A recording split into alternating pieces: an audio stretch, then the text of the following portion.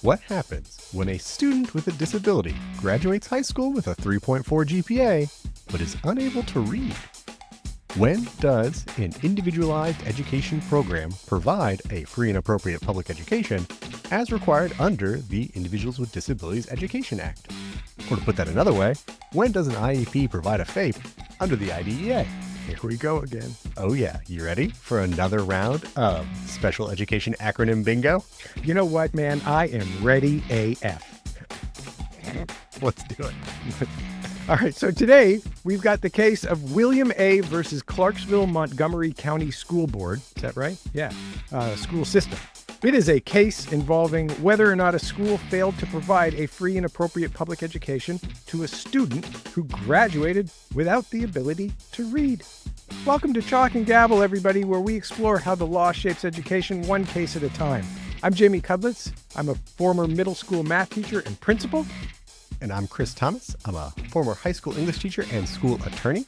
Now we're both professors of educational leadership, bringing you the fascinating stories connecting the courtroom to the classroom.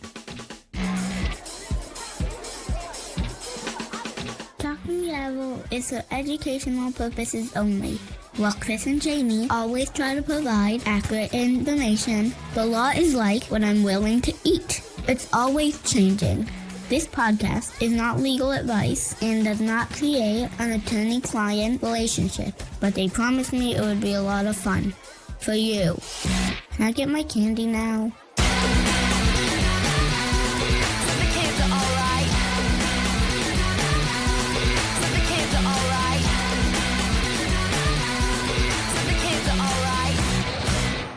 All right, welcome back, everyone. Really quick, if you like the show, we would love it if you would find us on social media at Chalk and Gavel. Go to our website, chalkandgavel.com. You can find our feedback for it and our teaching guide there. And then if you really like the show, we would love it if you'd support us on Patreon. For $2 a month, you can help support us as we continue to grow this show.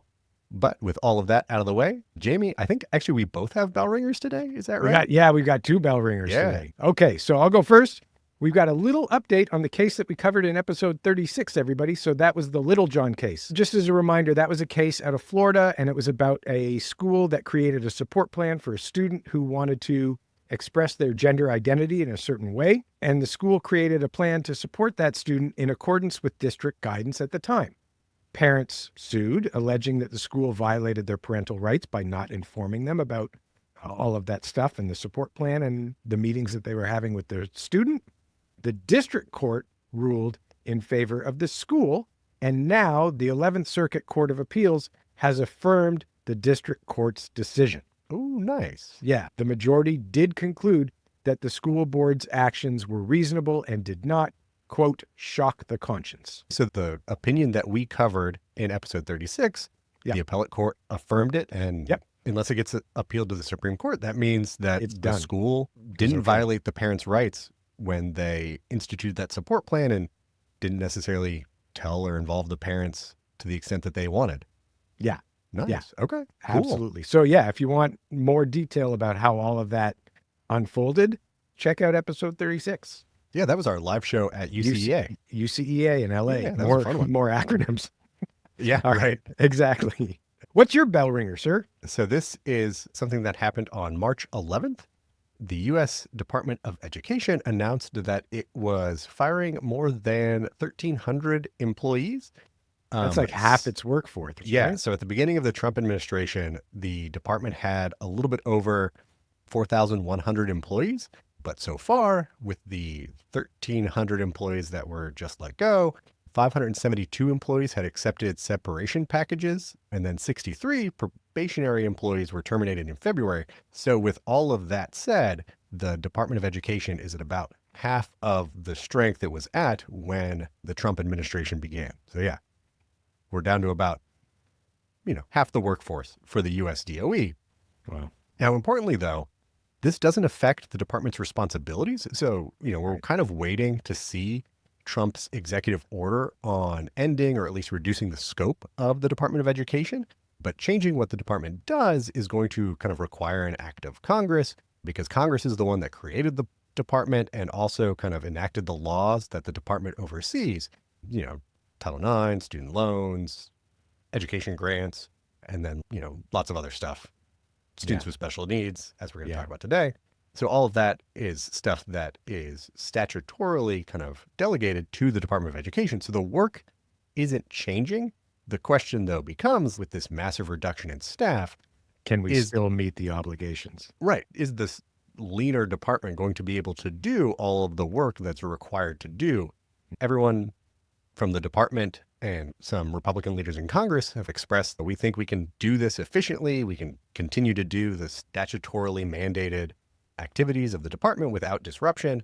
One thing that I think is really important to highlight, though, is that in this round of layoffs, the Office for Civil Rights was hit particularly hard, with some of the offices being completely shut down and others reduced to a skeleton crew.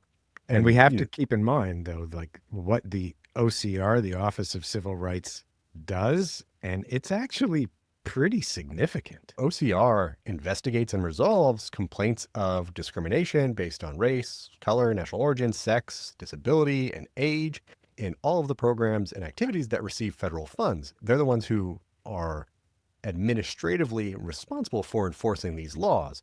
Even before all of these cuts, the offices were understaffed and there were massive backlogs. So we'll see if these layoffs, if what the people supporting them are saying, if they'll maintain the work of the department. But, it's going to be tricky as now you've got the same amount of work ostensibly with half the employees. We talked about this in the bell ringer of the last episode that we did about how it feels like we're drinking from a fire hose with everything that's happening right now. But one of the other things that means is you wake up one morning and there's all these news headlines about what's going to happen and what the plan is or whatever. And 3 days later, it shifts. So we'll have to just wait and see how all of this we'll plays keep an eye out. on it. You said, the headlines are changing so quickly. So we covered the Dear Colleague letter from OCR's acting or interim, one of the folks in charge. And that letter said, we're going to enforce Title VI, the prohibitions against race discrimination in very specific ways. And, we talked about how that was kind of an expansion of Title VI in ways that may or may not be justified to go after DEI programs and things like that. Right. But, we've got this letter that comes out and says, hey, we OCR are going to enforce Title VI. And then you've got these cuts that basically, eliminate a lot of OCR's enforcement capacity. So there's disconnects here with what's happening. No, this is uncharted territory here, which, we'll just keep our eyes on it. Yeah. And we will keep doing these bell ringers. So interestingly, your bell ringer reminded me, it's like a nice connection to this case today. So this is a special education case. This has to do with the IDEA, the Individuals, Disabilities and Education Act. Today's IDEA case, which is a very recent case. It was just ruled in February of 2025. Yeah, brand new. This is the one that my students brought to my attention. All right. My school law students. Look at that. They're killing it. A recent ruling, but not, this whole thing started about 9 years ago. Okay. But that's not uncommon in these legal issues. So this one starts in 2016. We've got a child who was in 5th grade at the time. His name was William A. And I love that we know his first name rather than just having to go by initials. It makes it all so much more personal. Exactly. And the reason why we know is because by the time this whole thing resolved, he was no longer a minor. True. Right? William A. is enrolled in the Clarksville-Montgomery County school system. He's a 5th grader. And soon after enrolling, the school evaluated William and determined that he had a learning disability that impaired his skills in reading, writing, and math. The school worked with William's parents, developed an IEP, just as a reminder, that's an Individualized Education Program. Yeah. So it sounds like everything's going well so far, right? So, we talked. Child find happened. Child find happened. We suspected this child was a child with a disability. They did an evaluation. The IDEA requires that you do the evaluation on all areas of suspected need. So they did the evaluation and they identified William as a child with a specific learning disability. Okay. So then you collaborate with the parent, you write an IEP. Right. Cool. And that IEP, like all IEPs, supposed to have measurable goals and accommodations that are going to help achieve those goals. Yep. So that's in the SDI. IEP. Another one. Yeah. specially designed instruction. There you go. There you go. Related services is another big one for Mhm. IEPs, right? So we've got SDI, related services, which are, basically designed to allow the child to access their education beyond just kind of, to help them access the specially designed instruction that they're receiving to meet their learning goals and to make that hallmark appropriate progress. Right. Now, related services, not associated with an acronym. RS. No, I've There's never no heard RS. that as an acronym. No, it doesn't. So we just call that related service. Anyway, so here's what his IEP had. It had several accommodations, things like additional time to take tests. It had language therapy with a speech pathologist. Okay. Had, So related service. Yeah, related service had 6 hours per week of one-on-one instruction in Okay. reading, writing, and math. Nice. So that's probably Okay. his SDI. Yeah. Yeah. Yeah. Okay. So, like you said, reasonably calculated to allow the student to make appropriate progress. Right. And that's the hallmark of the IEP. That was the punchline of the Andrew F. case that we covered in another episode, where in order to provide students with a free, appropriate public education, a FAPE, the IEP has to be reasonably calculated to allow the child to make appropriate progress. Not minimal progress, which was the standard before that. Right. But also not meaningful progress. It's appropriate It's progress. appropriate which progress. is in the name, remember? Yep. FAPE, free, appropriate public education. There it is. Look at that. You don't have to have them maximize their potential, but you Right. also can't do the bare minimum. It's not a Cadillac. It's also not like a Chevy Pinto. It's Is that not a Yugo okay. from the 70s. Is that a Soviet Union car? I don't know, but I just remember hearing a comedian one day say, how did they come up with the name Yugo for that car? And the response was, well, somebody was like, hey, you want to go for a ride? Nah, you go. Anyway, sorry. All right. So, right. Yeah. It's not, but it's somewhere between those two extremes, right? Appropriate progress is, the opportunity to meet challenging goals in light of the child's circumstances. So it's all unique to the kiddo. Okay. So we've got specially designed instruction with the one-on-one tutoring and the language therapy. But the real question here is this reasonably calculated to allow William to make appropriate progress in light of his specific disability? Right. Right? Okay. Yeah. And that's the question for this entire case. Right. And this is what should be happening every single year with an IEP, right? We need to be asking ourselves these questions. Are these accommodations appropriate in light of their disability? Are these goals reasonable? Is the progress that this child is going to make, is that going to be appropriate? You should be wrestling with this on an annual basis. Right. Because the IDEA requires annual review of the IEPs. So reasonable progress is a forward-looking standard, but you typically will also look back to see if, is the IEP actually working? But if it's not actually working, maybe you need to try something different. Right. So let's kind of fast forward a little bit because this is going on. William starts in 5th grade. They get this process going. They start with the IEP. William goes into middle school. The IEP is reviewed every single year. There's some adjustments that are being made, but the bulk of the IEP did not change while William was in middle school. Unfortunately, what also didn't change was William's reading skills. Okay. So in all 3 years of middle school, William tested below the 10th percentile for reading fluency, and he met none of his IEP fluency goals for all 3 years. Ooh, okay. So that's tricky because if a student's not meeting their goals, then, you need to makes adjust it the a goals. harder case to make that the IEP is designed to allow them to make appropriate progress, right? Right. You either need to adjust the goals or you need to adjust the accommodations. You need to do some kind of adjusting. More SDI. Yeah. Right. Some kind of adjustment that allows goals to be met. Right. Yeah. And to kind of unpack some of these terms a little bit. So you mentioned reading fluency. Yeah. And so, my understanding at least is that's how fast and accurate you can decode words, which is kind of different than reading comprehension, which is the ability to understand what you're reading and make inferences based on what you've read. And I know in education, we talk about these very kind of specific or precise ideas, but it seems like they're prioritizing reading fluency in order to allow William to progress towards reading comprehension. So, okay, so that happens in middle school.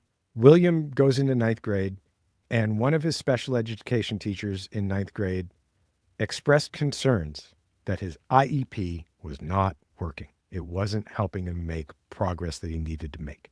Okay. And that, Okay. for me, the attorney, is a huge red flag. Yes. That now you've got a school personnel saying that I don't think this IEP is appropriate. Right. Now we really do need to step up and really evaluate and maybe make some changes to this IEP. So, but wait, there's more.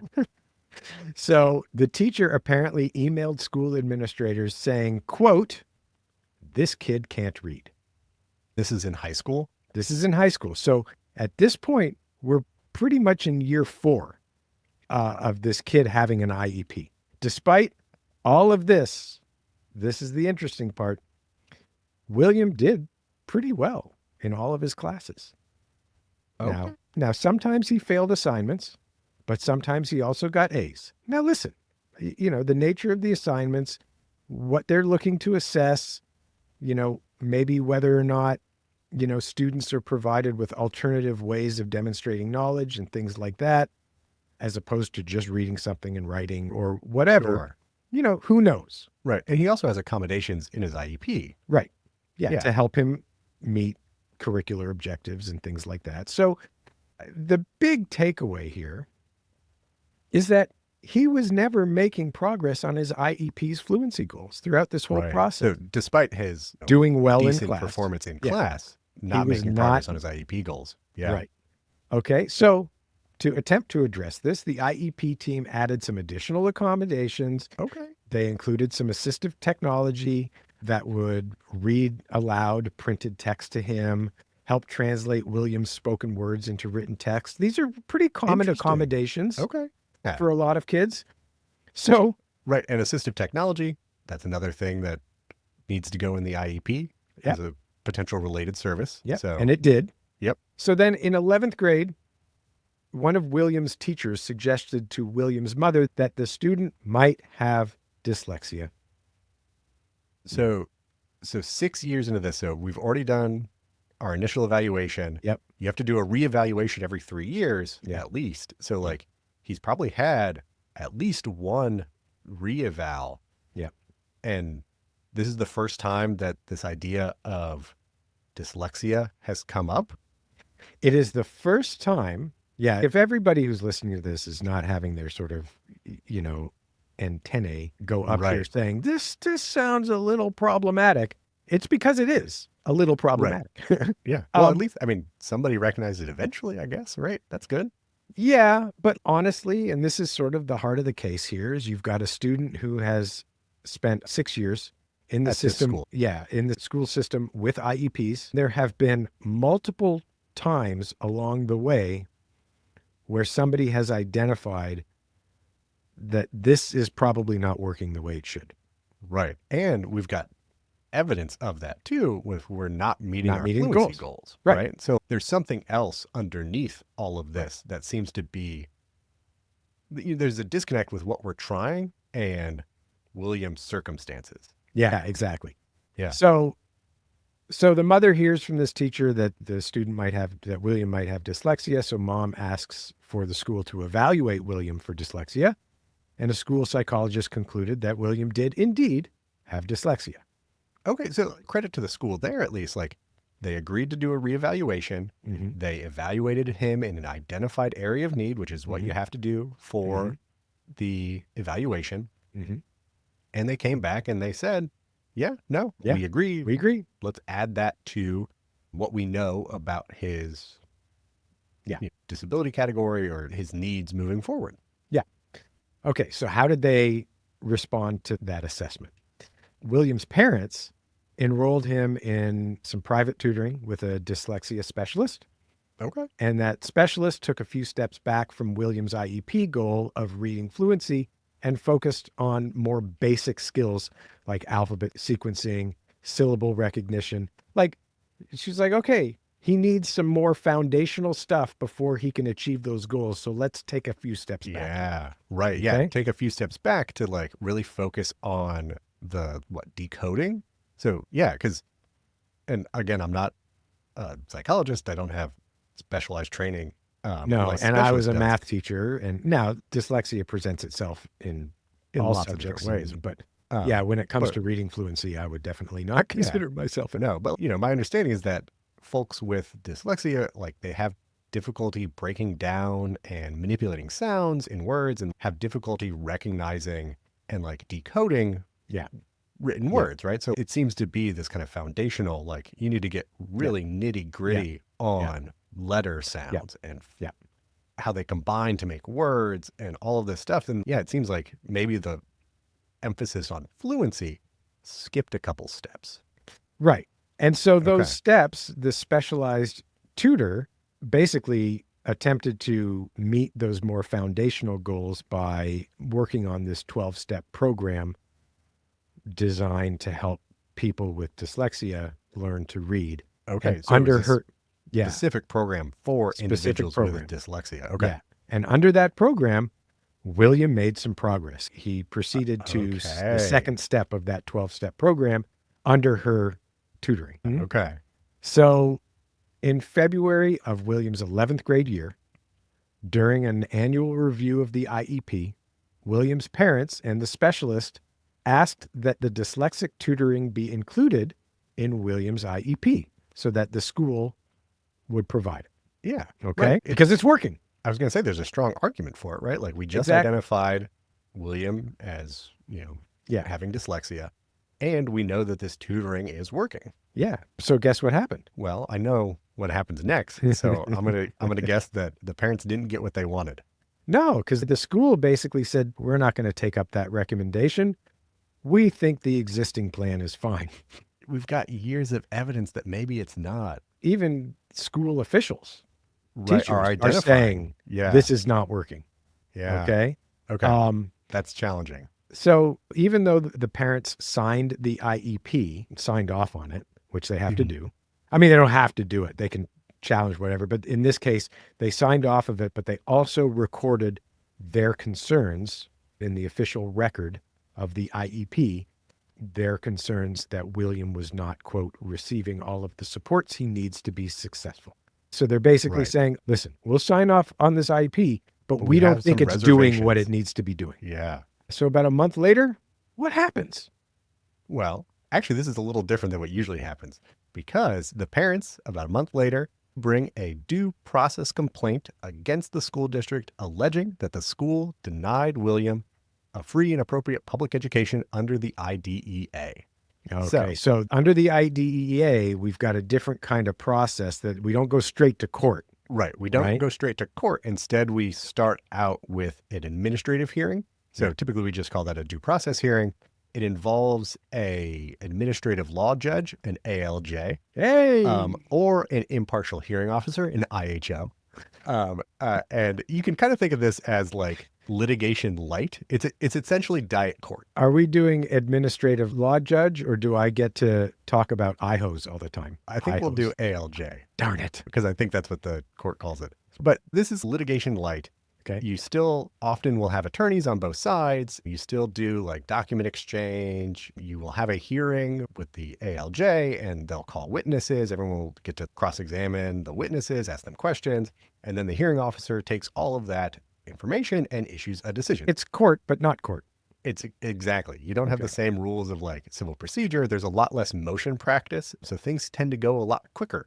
So like this one, I think there was only a couple of months between the filing of the complaint and the due process hearing itself, which is great because we want these things to be resolved quickly so that kiddos can get the education that they need under the IDEA. Yeah, because keep in mind, even though we said the case started in 2016, all of this is happening when William is like finishing out his junior year. Right, And so- so that's like 2022, 23, somewhere around there. Yeah, right around there. Yeah. Yeah. And so, we've got this due process complaint. It goes to a hearing.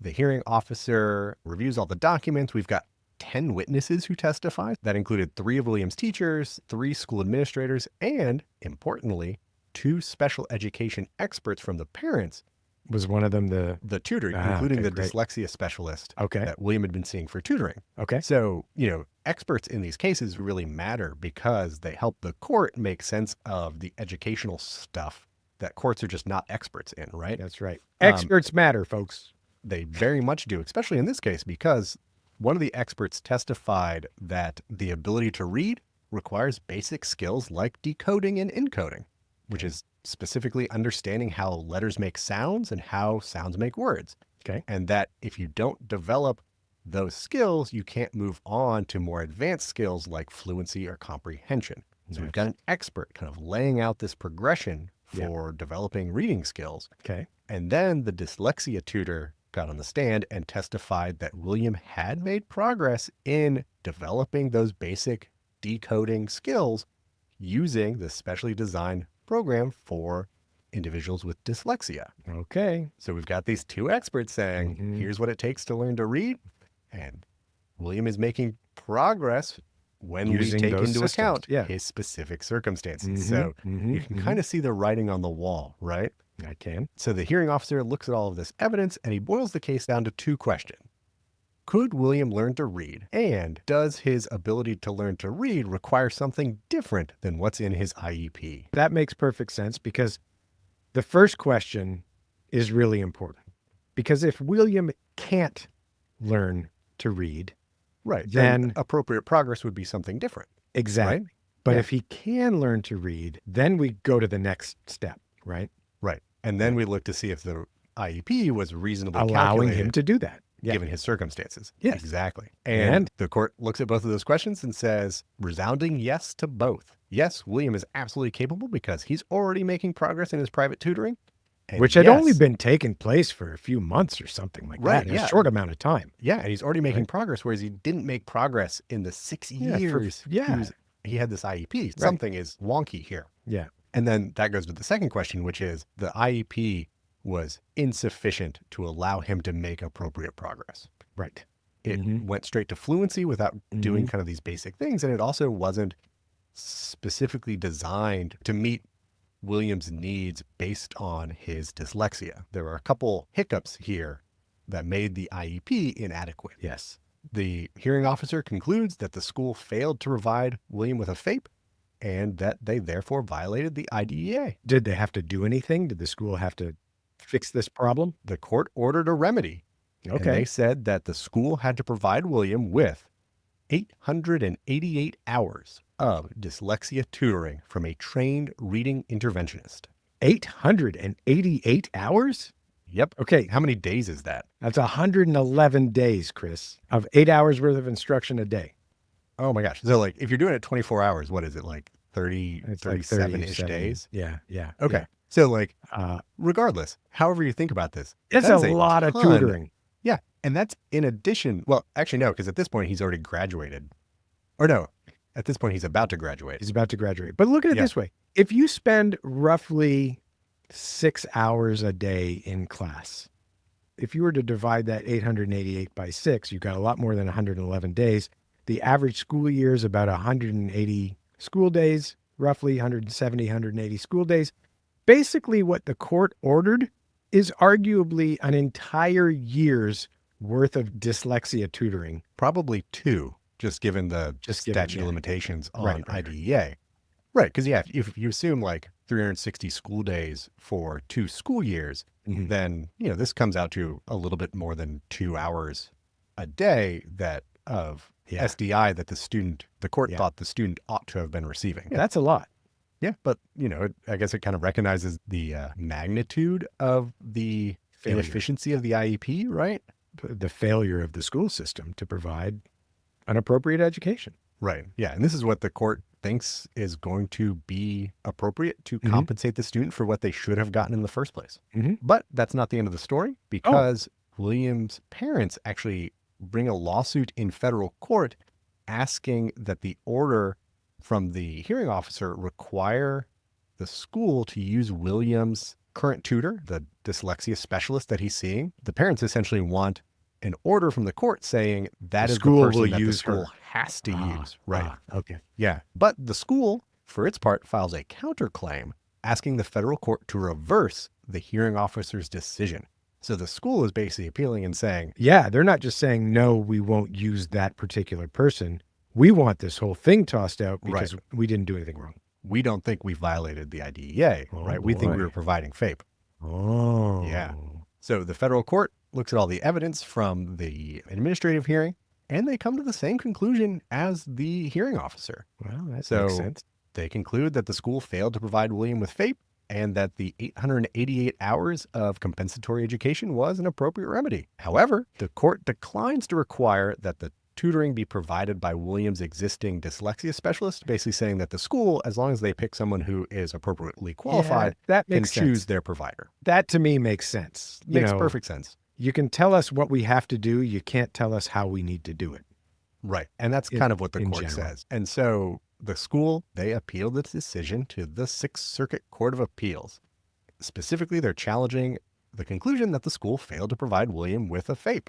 This is really surprising to me at this point that the school has been pushing back after that first ruling. Well, yeah, I think there's a couple things here. Number one is in for a penny, in for a pound. Like, Yeah. you've gotten this far. We've spent this much money. Well, Exactly. And IDEA includes a fee shifting provision, which means that if the parents win, then the school district is on the hook for the parents' reasonable attorney's fees. There's an argument that they're throwing good money after bad, right? But at this point, you're down this path. So maybe just keep going to see if you can pull out a win at the 11th hour. Right. So, yeah. Spoiler alert, they didn't. No, they did not, because the Sixth Circuit agrees with the lower court. Yep. The Sixth Circuit concludes that there's two serious issues with Williams' IEP that lead them to the conclusion that it violates his rights under the IDEA.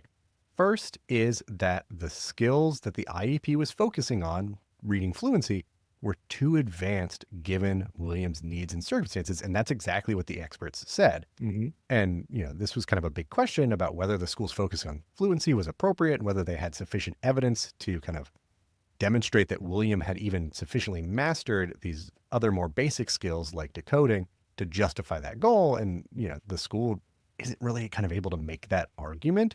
Okay. The goals themselves were inappropriate. Got it. Because they weren't allowing him to make progress. Yep. And Makes sense. second, and I think this one is really telling, and it actually aligns with our AI episode that we just did, the school, according to the court, was too accommodating for William. And that's really interesting because usually we think about accommodations as good things, right? Like we want to help students be successful. But here the court says the accommodations were essentially doing the work for William and masking the issues, basically. Masking the issues because essentially what was happening is William's IEP said that he had some assistive technology. So like he could use the text to speech features during school to do assignments. And then he also had 24 extra hours to complete all assignments across the curriculum. And so what he was doing is he was going home. He was using speech to text programs to like dictate his responses into a document. He would then copy and paste that into an AI chatbot like ChatGPT to smooth it out and to generate a more substantial response. Then he would copy what ChatGPT gave him, put it back into his document, and then use Grammarly and tools like that to make it grammatically correct, smooth out the writing style. And then he would turn that in as his work. And the court looks at that and says, like, these accommodations are doing the work for William. They are not giving him opportunities to learn the curriculum. And that's kind of the difference here. Is like, these are substitutes rather than supports. You know what? I would say of all the things we've talked about in this episode, that to me is one of the most profound takeaways that those of us who are responsible for drawing up IEPs should be really cognizant of, right? Right. Is how do they support learning or facilitate learning? As opposed to accommodations that ensure or adequate completion of assignments. Are they learning or are they able to just complete the assignment? Right. Okay. The school is saying that William at this point had graduated high school and he graduated with pretty decent grades. He had a 3.4 GPA, which is, like, don't tell me the school is saying, but he did fine. They're saying he made appropriate progress because don't know he graduated. If that's really helping their argument in this case. Yeah. Well, but there is language from previous Supreme Court cases that said that challenging objectives for most students is going to be progression from grade to grade. But, that's not the only thing, right? So the court looks at this argument and is pretty dismissive of it. Okay. And says that, it's not just did you socially promote them? Because, Jamie, you and I know that like grades grade lots of different things, and assignments, like a 3.4 means, it's an accumulation of a lot of things, but like a lot it of can those mean things something different from kid to kid, from school to school, from teacher to teacher, right? to Like teacher, completion absolutely. versus Totally. mastery, all of the different things. Yeah, Totally. Yeah. Just because William was advancing from grade to grade, that didn't mean he was making appropriate progress, because like he didn't meet his IEP goals. And the IEP essentially allowed him to outsource his reading and writing to technology rather than learning to do it himself. So, they're not saying that because he graduated without the ability to read, you violated the IDEA, because the IDEA doesn't look back, right? It doesn't look at outcomes. It looks forward to see if something's reasonably calculated. And they said, based on your goals, based on your SDI, based on your related services, based on your accommodations, this IEP wasn't reasonably calculated to allow him to make progress, of which his reading deficiencies are evidence. And so because of all of that, school violated the IDEA, and 888 hours sounds perfectly reasonable to us. There's a very good chance that those 888 hours are actually still going on right now. Well, I mean, absolutely, because I don't think it would be physically possible to have done 888 hours since, at least since the Sixth Circuit decided the case. Yeah. Anyway, great case. Another great special education IDEA case. We've talked about this a number of times on the show about how big special education is in the world of education law, right? Which is something that, like, I want to give the school credit for. Like, this was completely based on whether or not they met their substantive requirement under the IDEA. There were no procedural violations alleged here, at least that got as far as the substantive violation. So like they were doing what they needed to be doing, but they weren't doing it well in a substantial enough way. Right. And I think that is like really kind of crucial here, because like, Jamie, you and I have talked about like compliance for compliance sake. Just because you're doing what you're supposed to be doing doesn't mean you're doing it right. And it doesn't mean that you're meeting kind of the educational goals or the spirit behind it. Right. Yeah, exactly.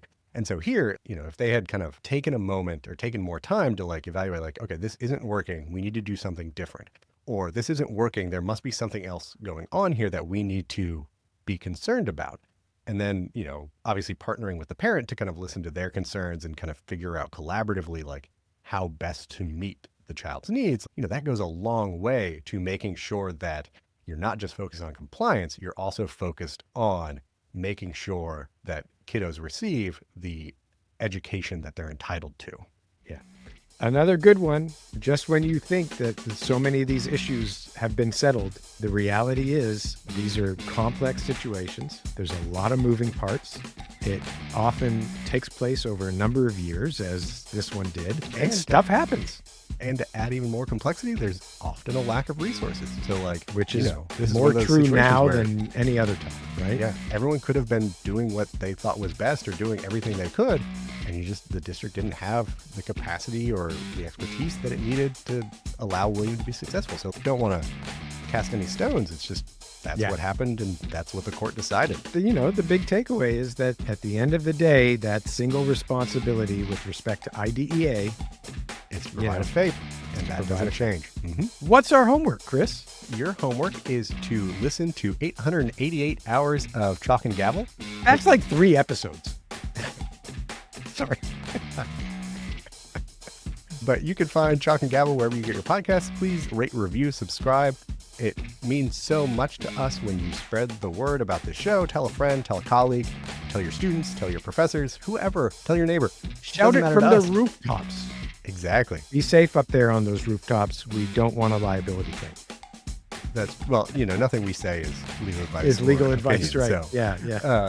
I think that's in the disclaimer. And let's see, what else? Oh, go to patreon.com/chalkandgavel. Support the show. Your support means the absolute world to us. Again, so $2 a month allows Jamie and I to keep making this content that we absolutely love making, and we also don't get paid for. So, that's right. Anything helps. That's right. All right, everybody. Thanks for listening again, and we'll see you in 2 weeks. Have a good one.